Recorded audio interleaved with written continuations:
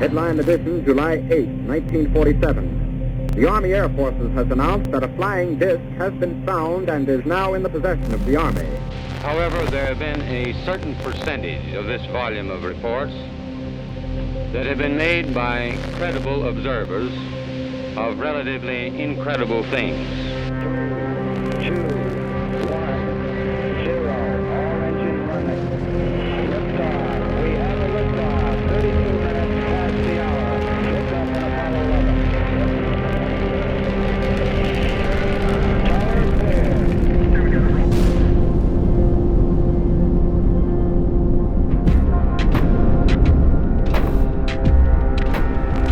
We're having luck, but other sightings apparently were taken more seriously. And one in particular, an incident called the Rendlesham Forest Incident, also known as Britain's Roswell. This was in 1980, shortly after Christmas, when a few American airmen who were stationed in the UK reported seeing a UFO. A huge, solid, diamond-shaped object they described as 100 foot long, hovering silently in the sky above them. There is very compelling evidence that we may not be alone, whatever that means.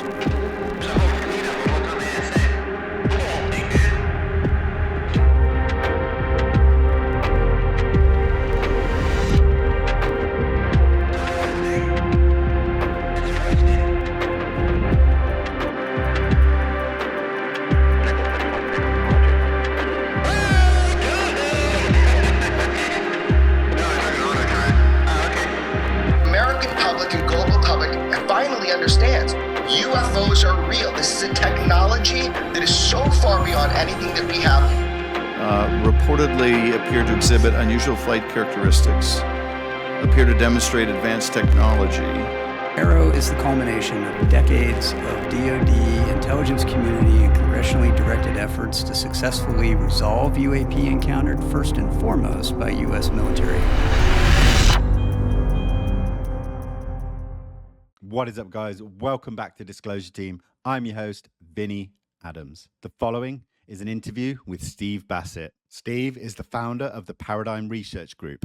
If you enjoy this interview, please remember to hit that like button, subscribe if you don't already, comment below, and share it with your friends. It all really helps, and I really appreciate it. I hope you enjoy this interview with Steve Bassett. Let us begin. There we go. Well, Steve, thank you so much. It's always an honor and a pleasure to see you. How are you? I'm actually doing pretty well. I'm starting to get happy. I mean, there's a whole lot of good things happening, both in DC and on the in LA. I'm sort of bi-coastal now, so there's good things happening. I'll talk about both. I mean, bring some happiness. All, I'm starting to feel good. Good. Well, this is why I I'm going to be in a happy mood tonight. Good. Yeah. I mean, it's been for me personally and the community. I think it just seems that we need some inspiration. We need some happiness bringing in. Like, what's next? What's happening? What are we looking forward to at the moment? Well, certainly, when I got into this field 28 years ago, 28 years ago, it's 2014. Yeah, it was 28 years ago. I'm not a fiend at this point. I just couldn't, because the circumstances we're in now are so bizarre. First of all, I didn't expect it to take this long. I just didn't think that the truth embargo would last another 28 years. Not because I joined up, became an activist in 1996. I was like, okay, now we're going to get this done. And Bassett's here. No. But still, I was, shortly after I entered, I learned about the Rockefeller Initiative. Get the files, and President Clinton made some efforts there. John Podesta was fronting from that, approaching the DoD, and it wasn't long before Corso came out, and other things. Stephen Schiff, the Roswell anniversary of '97. All of this was pretty heady, and I'm going, okay, this won't take too long. Get this done. Move on to the post-disclosure world, as I finally came to call it. No, didn't work out that way, because history is brutal, complicated, and boy, you serve it, it doesn't serve you. So here we are 28 years later, and we're very close to disclosure. And the circumstances in the world are what? In the United States, political chaos unprecedented in our history. Though back in the early 1800s, it got pretty wild. But in the modern era, nothing like this. Absolutely upside down, inside out. We can't govern. Who really have no business covering anything. Pretty much in charge. And the country is very uncomfortable. Very uncomfortable. The economy goes up, the economy goes down, but the trust in government is eroded to not much. We're filled with conspiracy theories since nobody can believe anything anymore, particularly the government, so they come up with their own explanations for everything. Social media has transformed in that 28 years our culture in ways we couldn't have imagined, creating all kinds of new problems, and also the opportunity for what we'll call public-based disinformation and propaganda to explode. It used to be only governments could do propaganda, right? They get in touch with it. They control the TV stations, the radio stations, start putting stuff out. The great leader is fantastic. It's wonderful. Bow to the great leader. Okay, yeah, that's the way it was. But now everyone can be a propagandist. And it's being pumped out every which way. And of course, we have access to it all if you choose to access it. In the world, the wars kept going. The genocide kept going. The Cold War is well back in play. Nuclear proliferation is nowhere to be seen. I mean, nuclear reduction, weapons reduction is not happening, but nuclear weapons advancement, technology, so forth, front and center. The threat of nuclear war, never worse, rather. Absolutely. 90 seconds to midnight on the doomsday clock. I didn't see this. And so it's almost like, in a way, we had to hit bottom. Of course, nuclear war is hitting bottom, but not that bottom. We had to hit bottom before finally enough people inside government could conclude, initially privately, personally, but eventually then talking to each other and ultimately taking some measures, that it was probably a good idea for the world to know it's not alone in the galaxy or in the universe. That there are other species, other advanced civilizations. A number of them are visiting us, engaging us now, and may have in ancient times, that we have tech and so forth.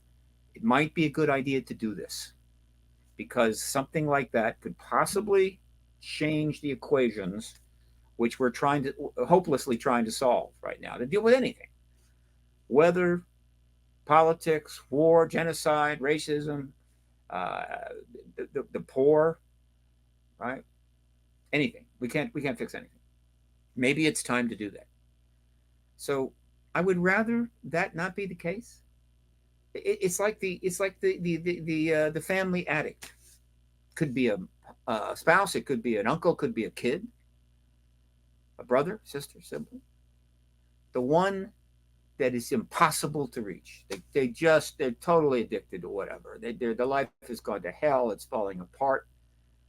And there's this classic meme with respect to that you got to hit bottom first. Once you finally hit bottom, you realize, I got to get this monkey off my back. And what is bottom? You've lost your relationships, you've lost your money, you've lost your job, you're living on the street. Who knows?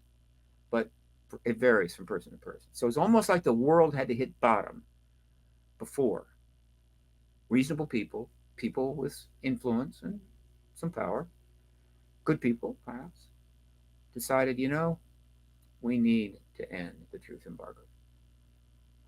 That's my first thought for the day. I like it. I like the positivity in that. But it just seems we're almost into the second quarter of 2024 almost already. Things just, time is moving quickly, but we still seem to be in a way sat at a position where it doesn't seem to be moving when it comes to acknowledgement or the government speaking. We had like the Secretary of Defense is leaving position, and all these things are happening in government, but we the public are still sitting here waiting for that next piece of information or positivity as to getting closer towards disclosure. So what should we sort of grasp onto, or what should we expect next? Sure. Well, let me, I gave you my, not a negative, but just a perspective on how things have kind of worked out. And obviously there's plenty going wrong with the world and what have you. But again, disclosure is still happening. So the way you want to think about it is running a marathon. I used to run marathons. I wish I was still doing that. I'd be in better shape. Yeah, sometimes you're running fast and sometimes you're running slow. Sometimes you just go over to the curb to sit for a while, unless you're really in great shape. But there's a lot of people that they just run marathons to hope to finish them. And so right now, we're not sitting on the curb. No. In fact, I don't. It's been a while since we've sat on the curb and catch our breath.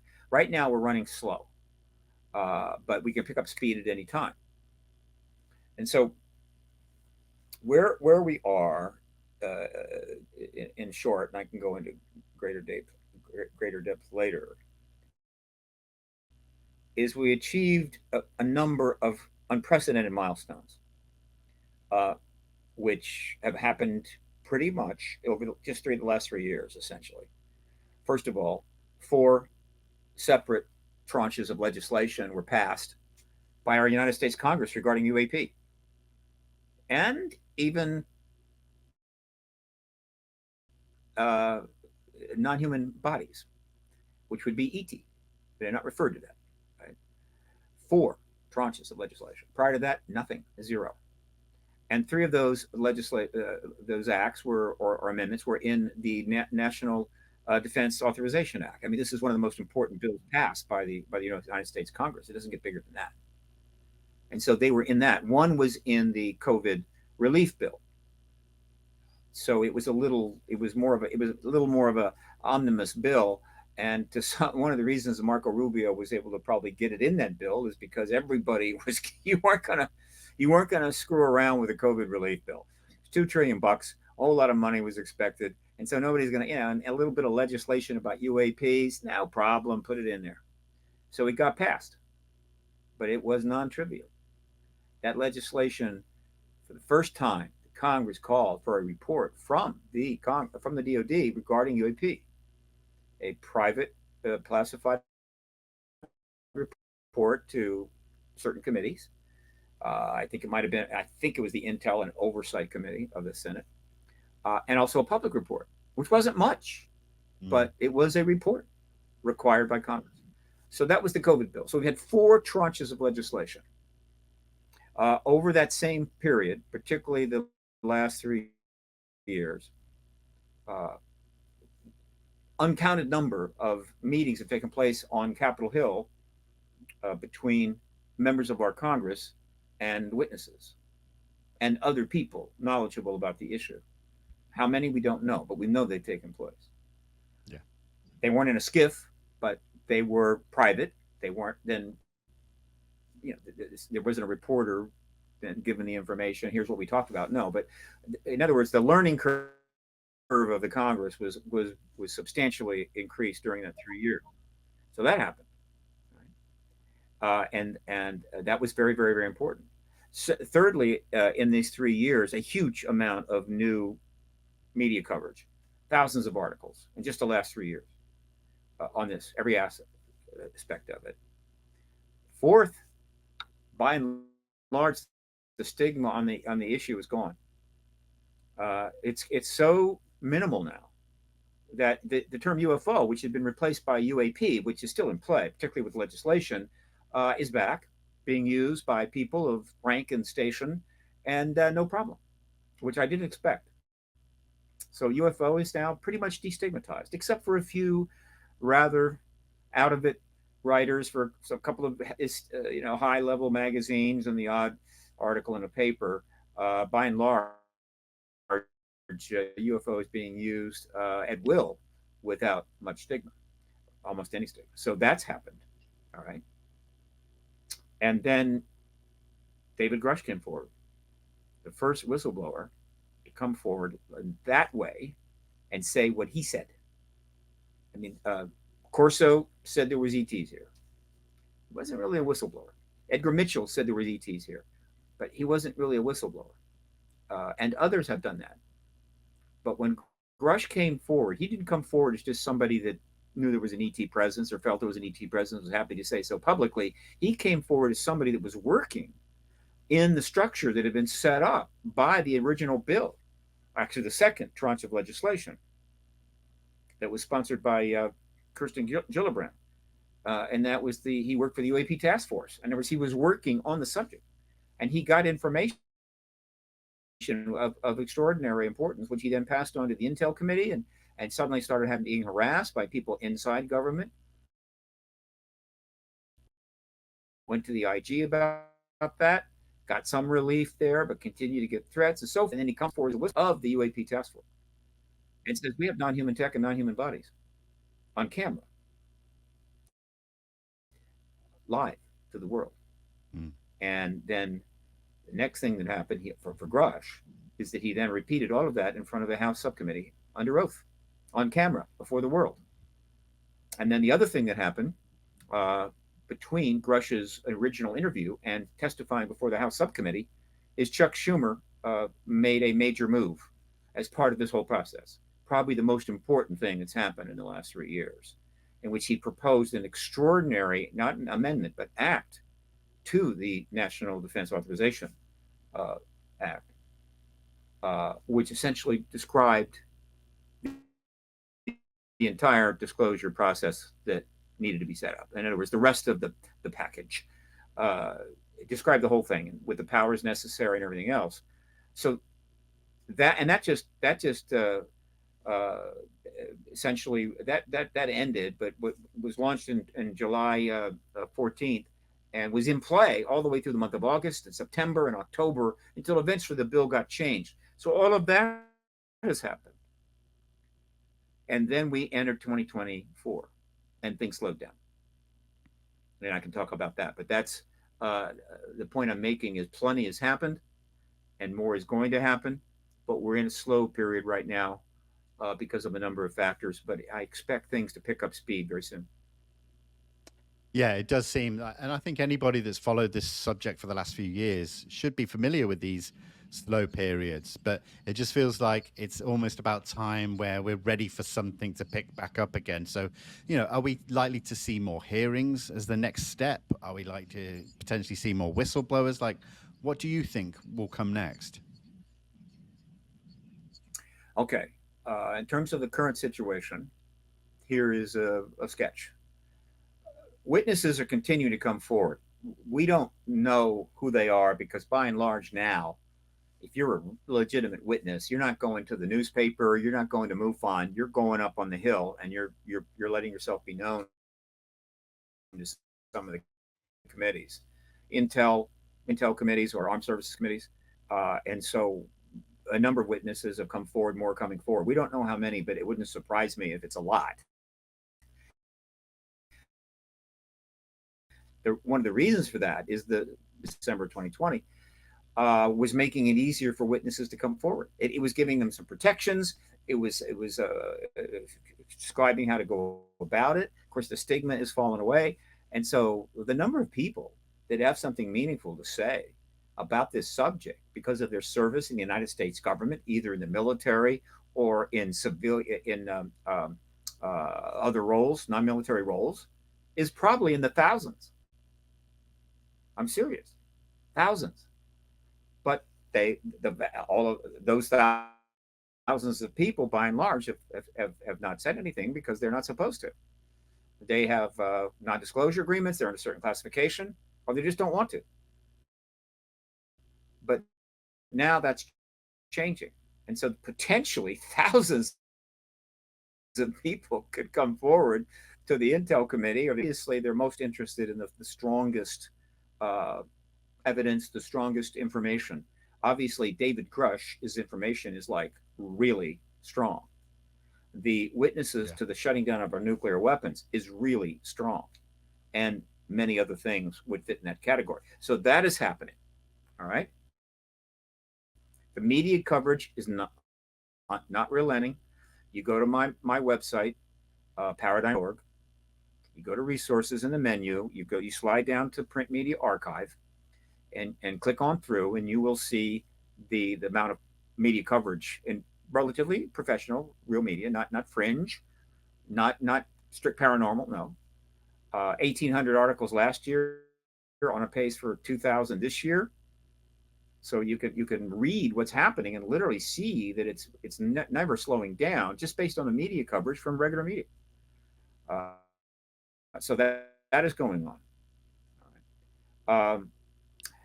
Meanwhile, what else is going on is the U.S. government is, again, as I said, it's in real deep doo doo.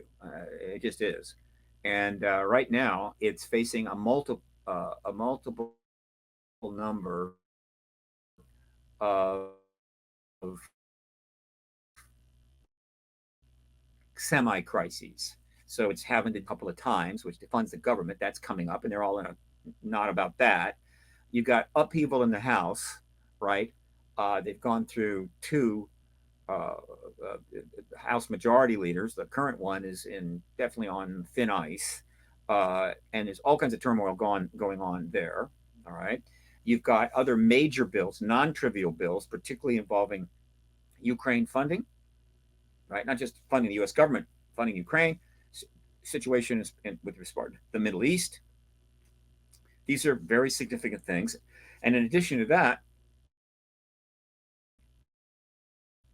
the endless, unbelievably expensive presidential campaign that we run every 4 years is underway.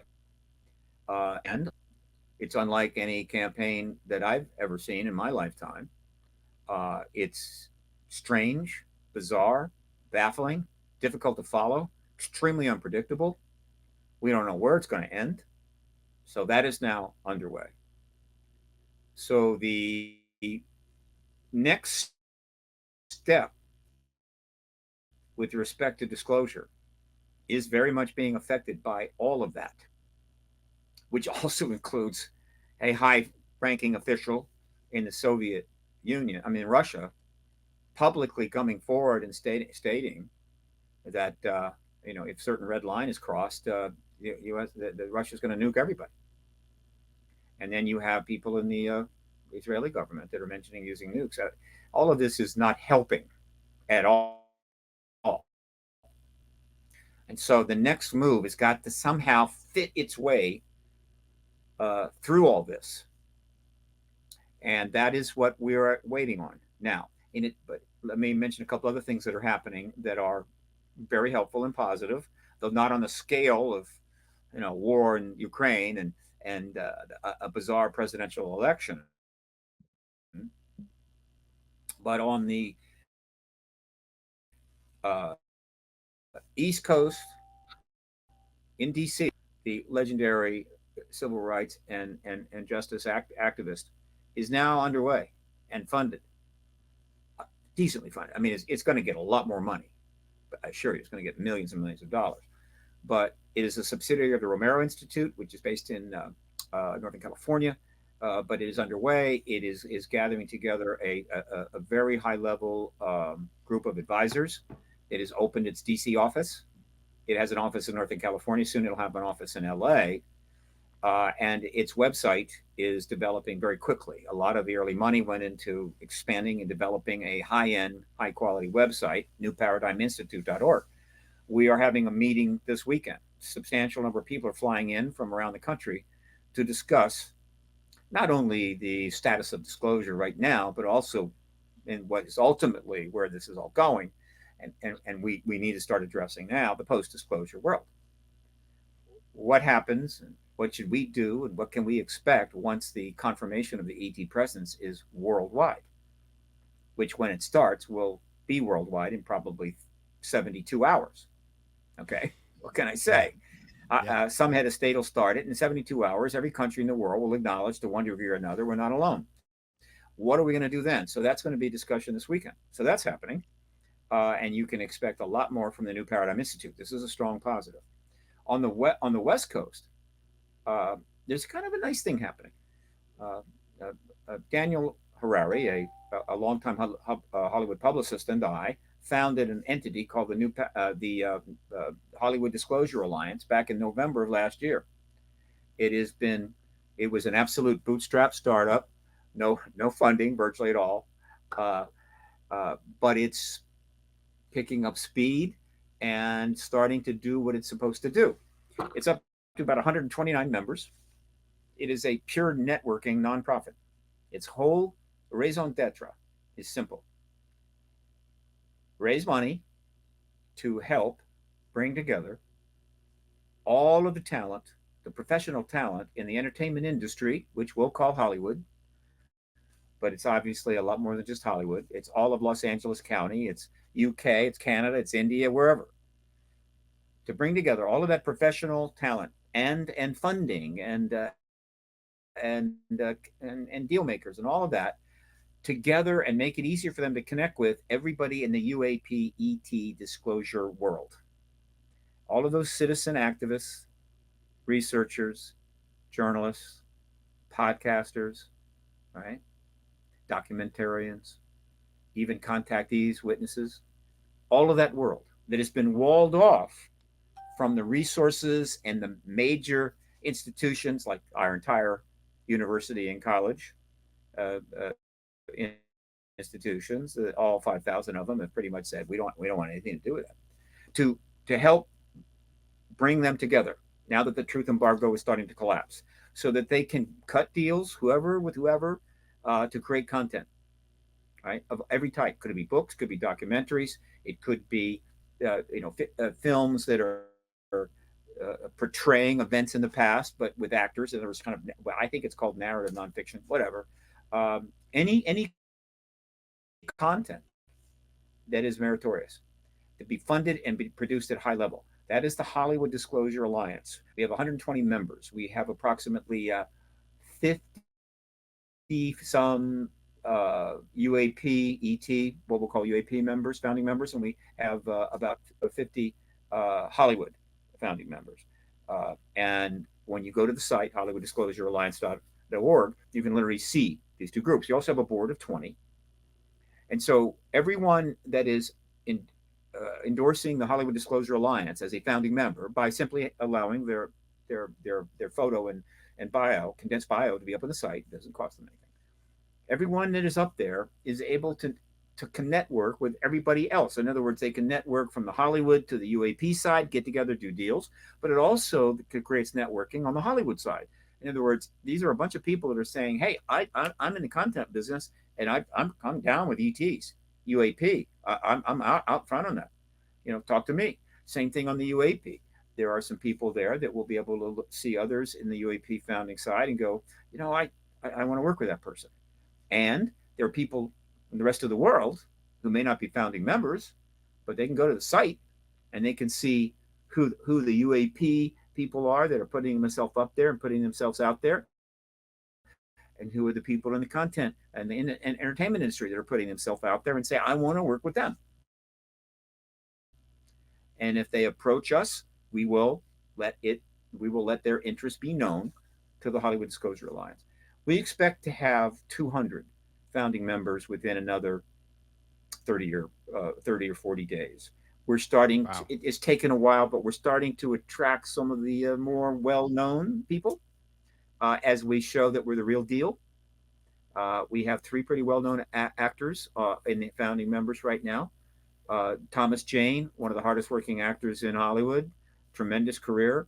Dee Wallace, who is, of course, legendary, known for the movie E.T., and Shirley MacLaine, who was right about this issue 50 years ago and took a lot of grief.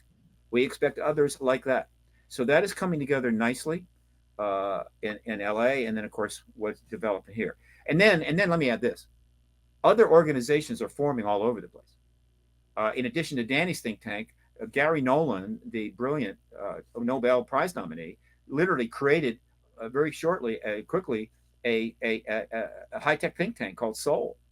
And they're already meeting, they're putting out videos, and this is non-trivial. These are very substantive people. Again, what's the focus? The technology implications of the post-disclosure world, basically. And so that's happening. Other groups are forming. I can't even keep up with it. Right? So I assure you, disclosure is going to happen. The tide is completely turned, but when? Can we get it done sooner than later? But it will get done. Excellent. That's great. I recently heard about this new 6-part series called Paradigm Shift that you're involved with. I wondered if you could kind of give us a breakdown about what that's about. It's nice. It's a series that was put together by Elysium Media, produced by Serena DC, who was a an Oscar nominee or Golden Globe no, I'm sorry, Emmy nominee. Um, it was nicely done. I interviewed, I think, 6 people uh, for a couple hours each that are in the field, right? Some of them are in the Hollywood Disclosure Alliance. And then I was edited into 6 programs with some nice, graphics added. And it's currently up on Unified TV, or I think it's Unified TV. Yeah. I expect it'll span to other platforms pretty soon. And the people, and that falls into my raison d'etre, because my fundamental role in this is to help, to do everything I can to ensure that the people that carried the water and did all the heavy lifting on this issue, many of which are past, but those that are still alive, are going to be engaged in the post-disclosure world. They're not going to be pushed aside by the newcomers or whatever that are going, oh, it's always been true. Okay, fine. You guys go away. No, they actually must be engaged. They must be participating in the documentaries and all of the content. Not only because they know the business, they know the issues, right? Even though they were told they didn't for decades, they know the issues, but also they can participate and be paid to receive funds for this information, so they can do more research, more work, and lead a life and have a life. I mean, there's no law that says that people that are trying to do the right thing have constantly and forever have to sacrifice everything. No, the truth embargo has prevented some very talented people from having a very comfortable financial life, because the government said there's no truth to this, and therefore you're a fool. And so, well, that doesn't go well. So this show is a perfect example of that. Every one of the people, and you can check it out, that I interviewed are exactly those kinds of individuals. They did the heavy lifting. They carried the water while the government said there's no ETs here. Great. I'll make sure that any links are in the description Please. of the video as well. People can go and check that out, as well as everything else that you've mentioned so far. I'd like to come on. I put out some tweets for people to submit questions. So if it's okay with you, we'll jump in and see what we've got here. So UAP Jaeger asks, does Steve believe that we have non-human intelligence living among us? And if so, how will they react? How will they react when disclosure comes?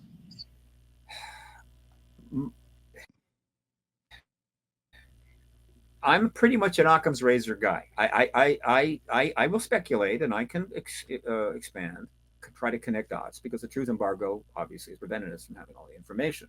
Sure. But I don't get into more exotic things unless I've got something. I've got to have a hook there. I've got to have enough to go there. And I am not convinced that ETs are, quote, living amongst us. And by that, I mean hanging out at Starbucks, having a latte, sitting there looking out the window. No. Now, I believe ETs have bases here, without question. Bases where pretty much only ETs are hanging out, though I guess they might take a contactee or an abductee there at some point. Is that living amongst us? Well, not in the way that people are saying when they say that. Okay, that's not the same thing. But that means they have bases here. Have they been here in ancient times? I think so. So that is not the same thing. And so ETs having their own virtually impossible to find or engage facilities in this solar system or on this planet, under mountains, under the oceans, whatever the hell, is not the same thing as walking down the aisles of Safeway. So and that's important, because living amongst us, is a very challenging thing for people. It's like, no, that makes me very uncomfortable. I get it. It probably should. But if it's not true, it's not helping. And so at this point, I do not see that. Also, just to add on, again, that's the Occam's razor in me. I think the evidence clearly shows that they are coming from other star systems. There's virtually no evidence that they're interdimensional and no evidence they're time travels. Doesn't mean there isn't a little something there you could grab onto and go, yeah, I think that's time travel. But the overwhelming evidence is star to star. And I could talk about that at length. It could be all three. But until the evidence for star to star is substantial, the evidence for time travel and dimensionality is incidental and just not sufficient. That doesn't mean people are going to look into that. Doesn't mean they're not going to explore it and examine everything that happens and say, could this be time travel? That's fine. There's nothing wrong with that. But boldly asserting, oh, they're us from the future. Well, I can't do that, and I won't do that. Because this just being star to star, just being engaged by multiple civilizations that can come and go or hang out for a while in their facilities is pretty damn challenging, without having to also address the fact that they're living in dimensions right next to us. While we're having dinner, they're having dinner in another dimension, and at any time they can just reach across and grab the gravy. That's a little troubling and not helping if it's not true. That's fair enough. Yeah, I see that point of view. Absolutely. I've got a really interesting question here from Accurate Stormtrooper. He says, can Steve think of any scenario where there is a genuine, acceptable reason for keeping the truth about the phenomena secret? What if the entire population finding out is potentially an existential threat? Keeping us in the dark is actually the only thing keeping us safe. Okay, that's a question that comes up all the time. Accurate Stormtrooper. I wonder what an inaccurate Stormtrooper would do. First of all, it's not a secret. So right away, we got a problem, don't we? It's not a secret. It's anything but a secret. It's never been a secret. They put out a press release in 1947 saying they had a crashed vehicle, right? And they weren't referring to a Model T Ford. So it's never been a secret. And so over the 77 years since Roswell, every year that went by, more and more people became aware that we're not alone. Now, there's a lot of people in the world.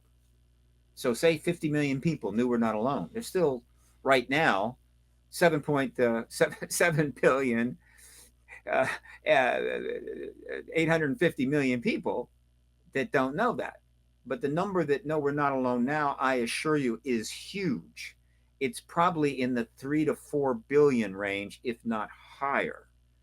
Now, without getting into the details, basically, no, we're not alone in the universe, okay? It's a huge number, and it's been growing ever since Roswell. And so that's kind of awkward. Basically, what the question is there any justification for the United States government refusing to confirm something that huge numbers of people know to be true? All right. So that's really the question. In other words, there's something going on. I know it, but the government's not going to confirm it, so there's nothing I can do about it. There is a somewhat simplistic analogy to this. It's like a person that's not well, they're sick, so they know they're sick. There's definitely something wrong with them. And they go to see the doctor. And what the doctor discovers is you're terminal. You'll be dead in like 5 months.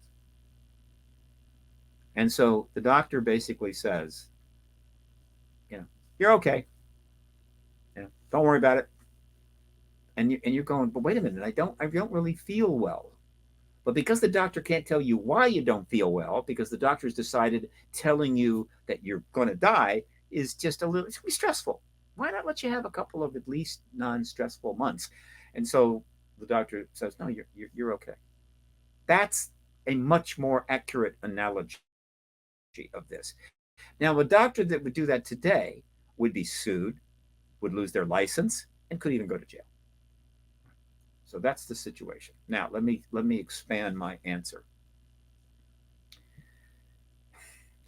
In 1947, 8, 9, 50, 51, 52, in the aftermath of World War II, as the Iron Curtain was being built between the West and the Soviet Union, as the obvious process was already underway, almost certainly leading to some sort of nuclear armed world, which became increasingly clear as you moved in 1953, 4, 5, 6, 7. Because by then the Soviets had tested an atom bomb, their nuclear bomb, atom bomb, and hydrogen bomb. I can respect that our government would have said, look, the situation here is really dire, and we don't know where it's going to go. And also, yeah, we know there's ETs here because we got some bodies at Roswell, but we don't know that much about them. We don't know exactly where they're from. We don't know what their intentions are. There's a whole lot we don't know. And so let's at least try to get some clear understanding. How extensive is this? How many craft are up there? Whatever, before we go to the public. That is not unreasonable. And so I don't have a problem with that. And I've said it many times. What Ramey did, what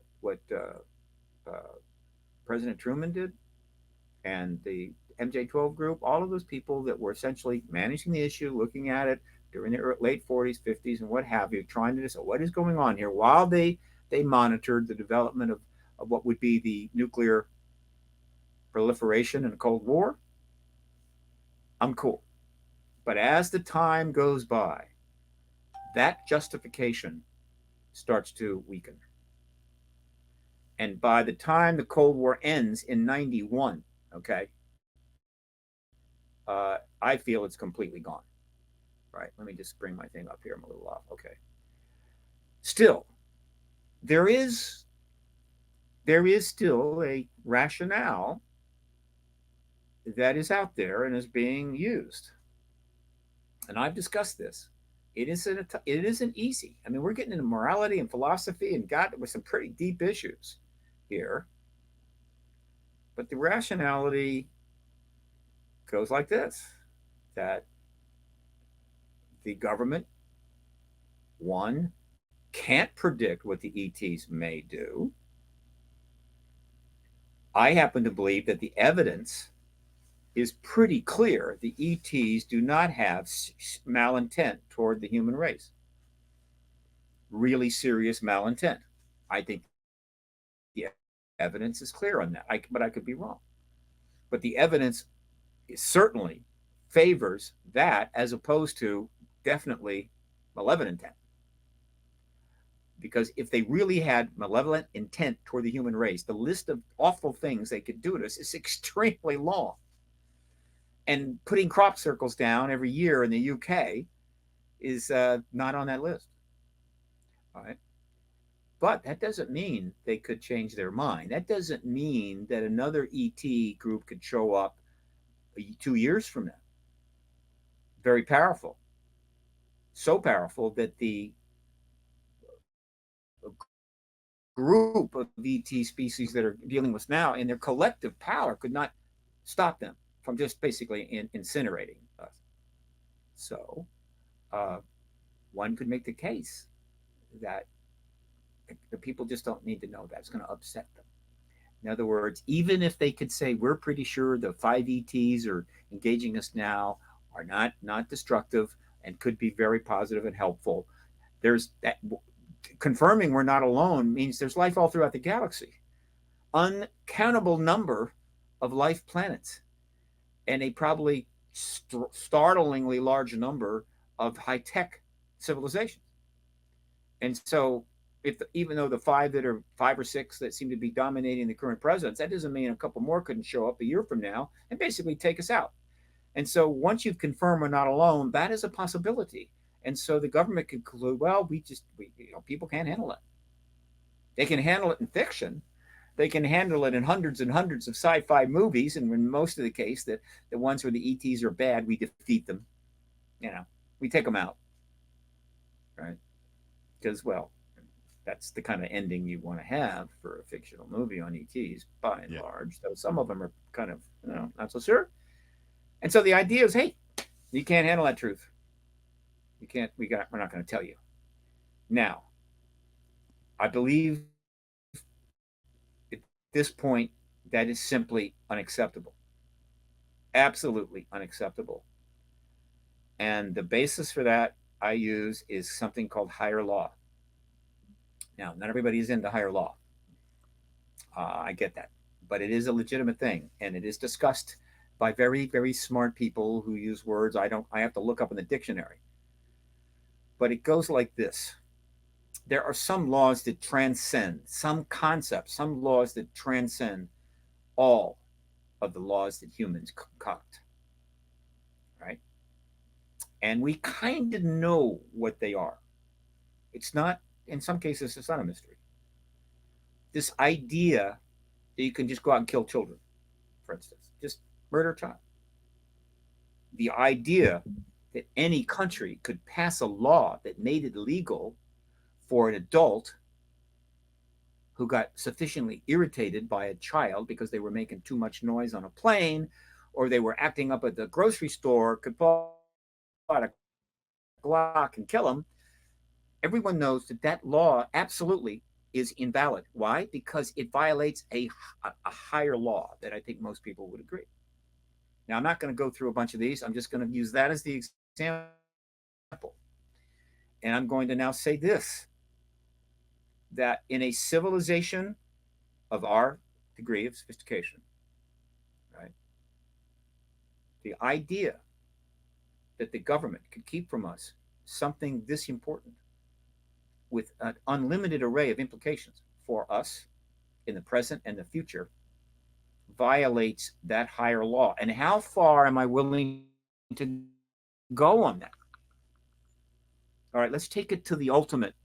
I think that the top level of this option, this concept, the top level of higher law. The United States government learns that an ET civilization is on its way, right? That the ETs engaging us now are not going to be able to stop them. And their intention, this other group, which we've never encountered before, is that it's time to eliminate the entire human race and allow the Earth to go back to a more natural existence, to give Gaia an opportunity to regain itself after the human race has trashed it for God knows how long, right? And they know that. I believe higher law says they have to tell us. Absolutely. Why? Because there's 8 billion people here, and we're all going to die someday. All right? We're all going to die. So it's not like we're going to live forever. And we live our life, and we have to deal with this and that.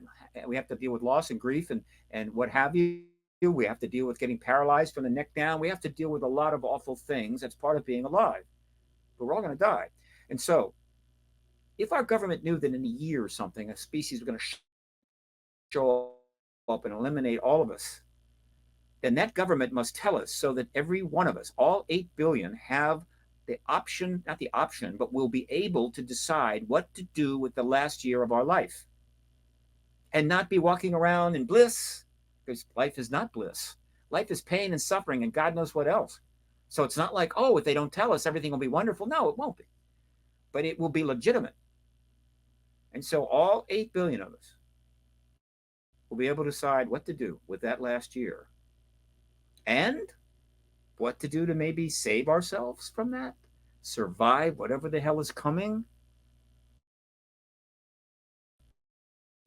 But the idea to keep us in completely blissful ignorance while certain people in government do know what's coming, and they can decide what to do with their last year, or maybe figure out, where they can go find a really deep cave to stay in. No, that violates higher law. The basis to violate that law is gone. And any government or any person in government that thinks, oh, I have the right to keep that from them because they can't handle the truth, that is no longer valid. They are violating a higher law, and they will be accountable for that eventually. They are going to be accountable for that to some degree, depending on how far they want to take it. but I'm not accepting it anymore. And I think there's plenty of people in this world that are starting to get that. They're starting to accept that. They're saying, whatever the truth is, we want to know it. And one of the problems here is that in violating that higher law and keeping this massive truth from billions of people all these years has really kind of given them a kind of arrogance. You know, there's a lot of things you guys can't handle out there, right? We'd rather you didn't know. And so we're going to just lie about a lot of stuff, important stuff. We'll lie about war, peace, you know, weather, medical stuff, whatever the hell. We'll lie about anything we want because we just don't think you can handle it. And that is happening too. And the result of that, it's undermining the social contracts worldwide. And so this whole friggin' truth embargo is no longer acceptable and has to end, period. Yeah, absolutely.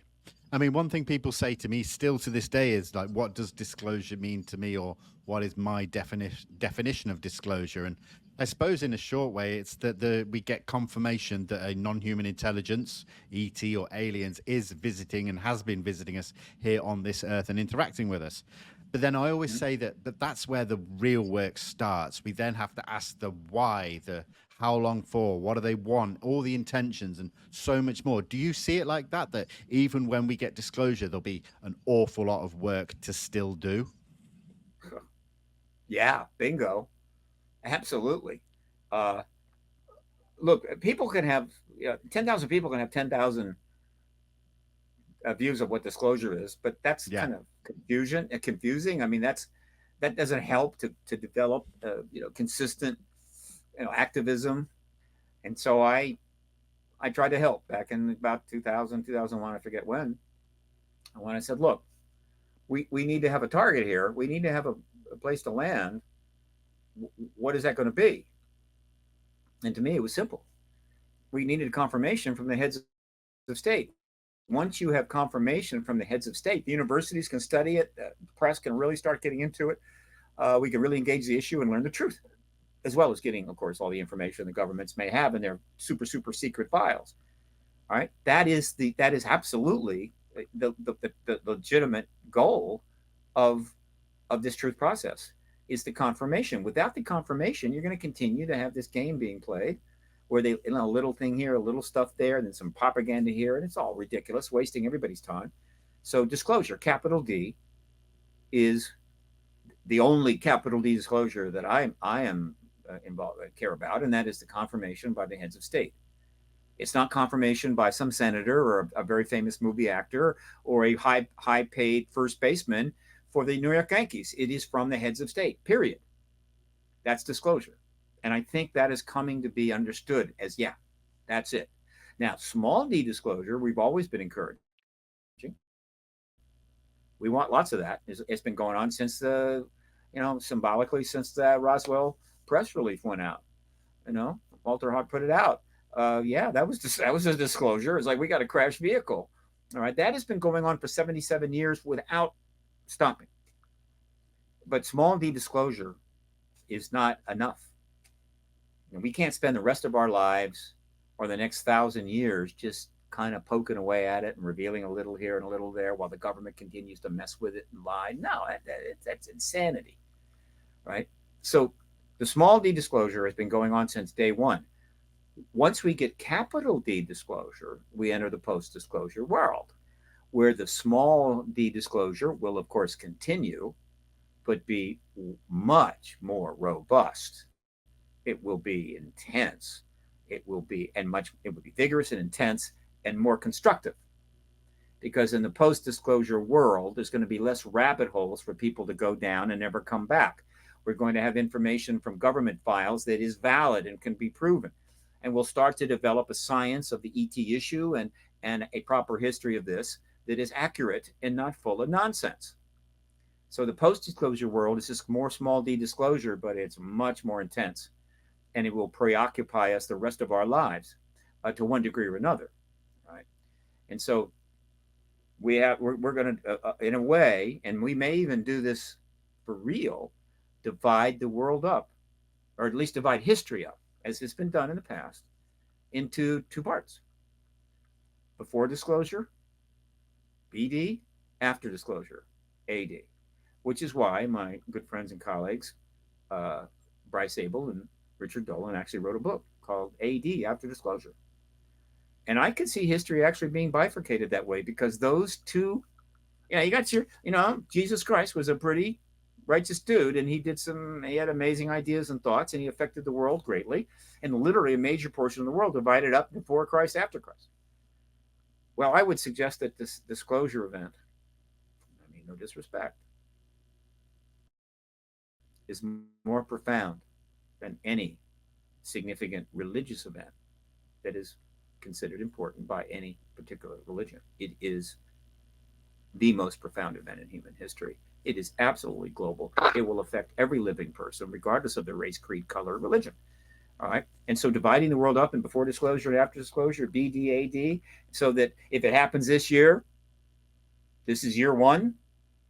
So after that, it'll be much easier. It'll be like January the 23rd, 1. I like that. And so I like that. That is how I describe disclosure, capital D, and of course, and the work that I do, and I think most of the work of my colleagues is really no longer about proving this. Trying to prove the ET presence is ridiculous. It's like reproving gravity. Well, actually, that we don't know fully what gravity is, but reproving, I don't know, some simple math equation 1,000 times. It's ridiculous. A lot of the conversation in this past year has been around crash retrievals and reverse engineering. So I guess a two-part question would be, what are your thoughts on why these objects crash? And two, are we getting anywhere with the reverse engineering, or are we struggling? Are we struggling to understand it? I think most of the researchers, their consensus is clear. They've had ET tech of one sort or another for over 70 years. And they have, I'm sure they didn't stick it in a, like in Indiana Jones in the Lost Ark, they didn't stick it all in some warehouse somewhere. They have been spending every dollar they needed to spend every day of the week, every month of the year since day one of the first crash vehicles, studying it in every conceivable way to try to duplicate it, make it work if it's still viable, and learn every scientific idea and concept that they can from its very existence. God knows how many billions of dollars they've spent on that. So yeah, that's happening. Now, have they succeeded? I'm pretty sure they've learned a great deal, right? So we got that, okay? And the other question was, what was the first part of that? It was kind of like, why are these objects crashing? Yeah, that's very interesting. It's a legitimate question. There are 3 or 4 points that I can make. Humans are constantly making more sophisticated technology, right? And no matter how sophisticated it gets, it still breaks down. We really think self-driving cars are cool. Well, they can kill you real easy. It's not that sophisticated. The planes have gotten better and better and better. I just flew on a Spirit brand new Airbus 321. God, gorgeous plane. Can that crash? You bet it can. So the idea that ETs have incredibly advanced technology that therefore cannot crash may be a fallacy. It may be that even the more sophisticated the tech is, the more complicated it is. The idea that it could not fail or crash doesn't go away. They're not gods. They've actually said that. Contactees will frequently ask them, "Are you gods?" They say, "No, we're not gods." So it can crash. That's point number 1. Point number 2. There are a lot of civilizations out there, I'm pretty sure. We've got 5, 6, 7 that are engaging us now, and who knows in the past. And so not every civilization out there that has interstellar travel is necessarily at the same level. You may have some that are 1,000 years ahead of the other. And so we've got varying degrees of sophistication engaging us. as I've said many times, and I believe it is the case, I think the evidence is there, that the vehicles that Kenneth Arnold saw over Mount Rainier and the vehicle that crashed at Roswell was not a saucer. We know those saucers are pretty damn cool. I mean, they can just, the stuff they can do, right? These were not a saucer. They were what we call chevron designed, almost aerodynamic in a way. And I've always suspected that those craft in the mid 40s that were being seen, and the one that crashed at Roswell, were from a civilization that just wasn't as sophisticated as some of the others. And I have stated and gone further. This is again a common sense, connect the dot thing, right? I don't have proof of it, but I think when things got underway, because when the situation changed after the dropping of the atomic bombs in Japan, and the ET agenda in the collective changed, I think some of the less sophisticated civilizations that were hanging out here were basically told, it's game time, you need to go. Right? It's cool, and you have a right to be here, whatever right you have, whatever, you got to go. It's time for the high level people to get, the high level ETs to get involved, whatever. So there's that point. All right. There's another possibility that is part of the process of advancing disclosure, of getting us prepared for full open contact in the modern era, as opposed to 3,000 or 4,000 years ago, which wasn't that big a deal. They just come down. They're going to be gods. They're all going to be gods. They're going to be treated, do what they want. No big deal. That's not now. We're a super high-tech civilization. We're spacefaring. We've got incredibly powerful weapons, blah, blah, blah. It's not the same thing. And so it's part of the process of preparing us for this inevitable open contact. One of the things they did, amongst many others, is some vehicles were simply allowed to crash. So we would have that tech, and maybe even have a body or two that we would then study at great length. That could be another explanation for it. Beyond that, I haven't got anything. No, that's fair enough. I think a lot of people are in the same sort of boat with the theories surrounding that. So no, I appreciate that so much. Well, listen, Steve, before I let you go, I would really like to just open the floor up to you to give us a final message, and that can be anything of your choice, whether it be a message of something to look forward to, a message from something historical, but I would appreciate some words of positivity from your good self. Okay, I can do that. First, all right, go to the paradigmresearchgroup.org print media archive and start reading these thousands of articles. Some of them are duplications in a sense, but read them and you really will start to get a sense of what's going on. It's all right there. All right. It takes some time, but I recommend that. Yeah. Third, watch for when you read or hear a formal announcement that the Senate Intelligence Committee is set a date for witnesses to start testifying before it, just hit the stopwatch, start counting down to disclosure, because it will come fast after that hearing takes place.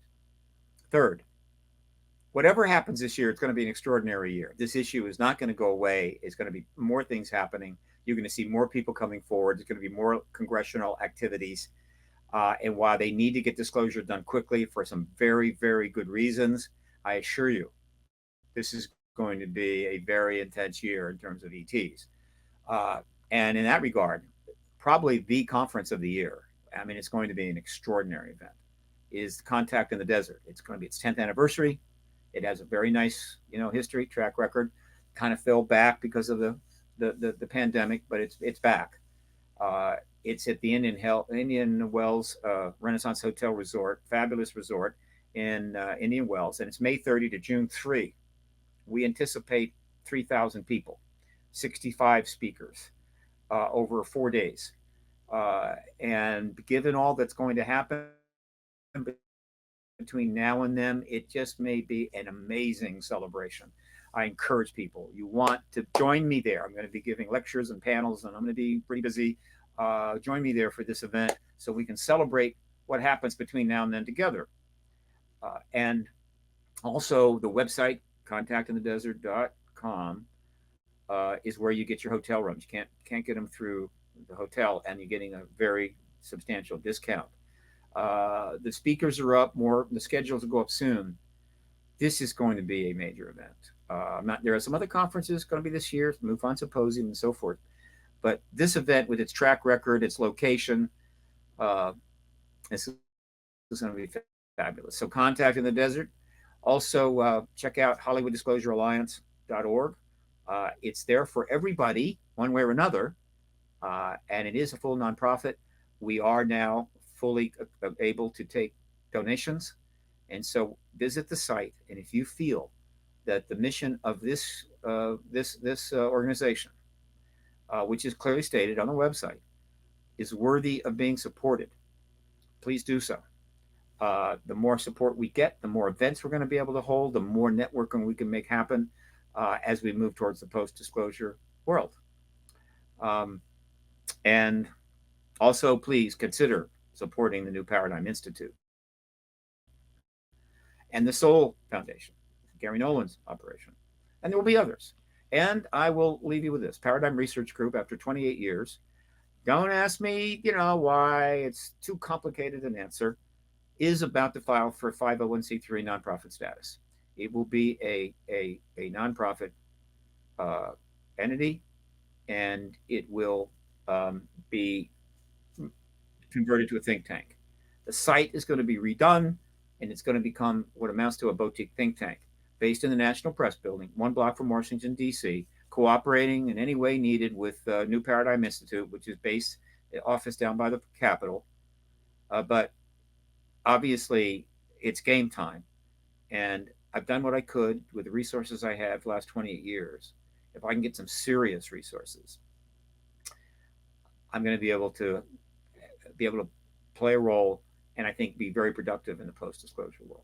So that's coming very soon. Of course, I'll put an announcement on that, but it'll be shortly. In a few weeks, I'm going to be a nonprofit.